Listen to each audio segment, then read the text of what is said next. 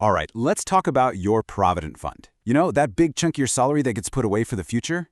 For a long time, getting access to it has been, well, complicated. Today, we're going to change that. We're breaking down the new, simplified system that puts you back in control of your savings. Have you ever felt like getting your own money out of your PF account is like trying to solve some impossible puzzle? You're not alone. For years, the old rules were confusing, super strict, and honestly, they led to a whole lot of frustration and rejected claims. But thankfully, that's all in the past. So how exactly have things changed? Let's dive right in and look at the massive shift in the rules. We're going from a system that felt designed to confuse you to one that's all about clarity. You see, the old system was a real maze. I mean, imagine you needed money for a medical emergency.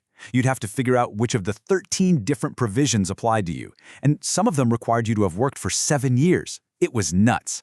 Now, all of that has been swept away and replaced by a single, streamlined framework that actually makes sense for real-life situations.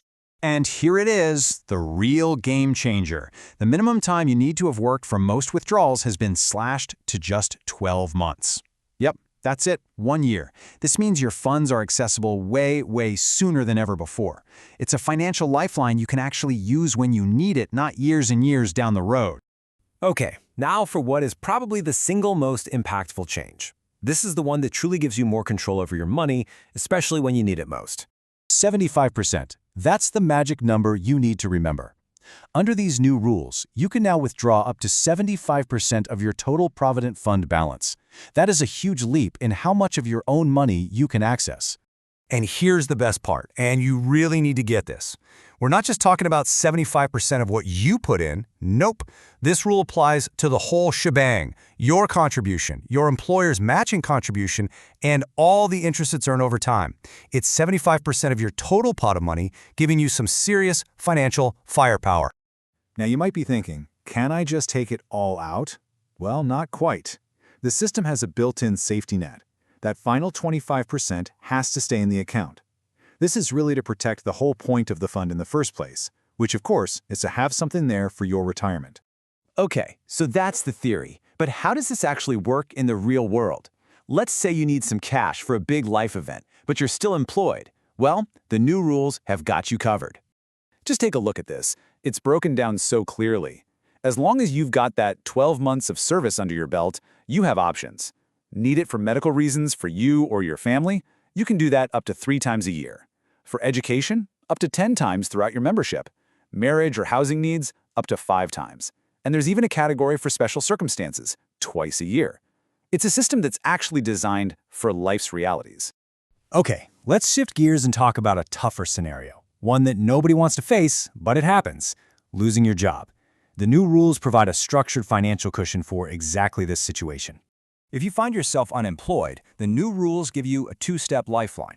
Right away, you can withdraw that 75% of your total PF balance to help cover your expenses.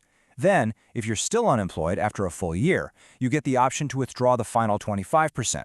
So you might be asking, why the 2 steps? Why not just give you the whole 100% upfront? Well, there's actually some pretty solid thinking behind this. It gives you immediate relief when you need it most, but it also encourages you to preserve that last little bit, giving your long-term retirement savings a fighting chance to survive a tough period.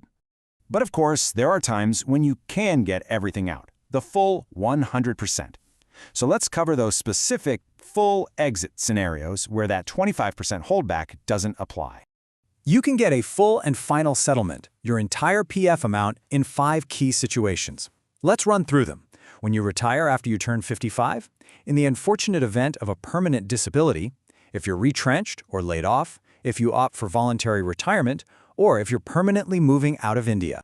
So, when you step back and look at all these changes, you realize something huge. This isn't just about tweaking the rules. This is a fundamental shift in how we should be thinking about our Provident Fund and the role it plays in our financial lives.